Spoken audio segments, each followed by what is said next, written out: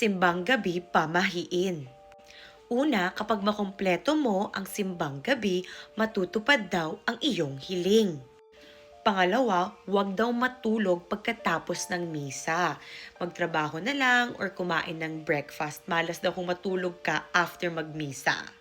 Pangatlo, pumunta sa simbang gabi kasama ang iyong karelasyon, ang iyong boyfriend or dinidate kasi papatibayan niya ang iyong relasyon. Kung alam ko lang, dinala ko sana yung ex ko sa simbang gabi. Char!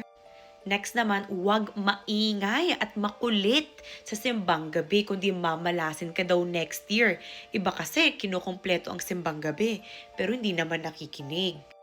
At magsuot daw ng bagong damit, bagong sapatos sa unang gabi ng simbang gabi. Swerte daw ito. Pero what do you guys think? Naniniwala ba kayo sa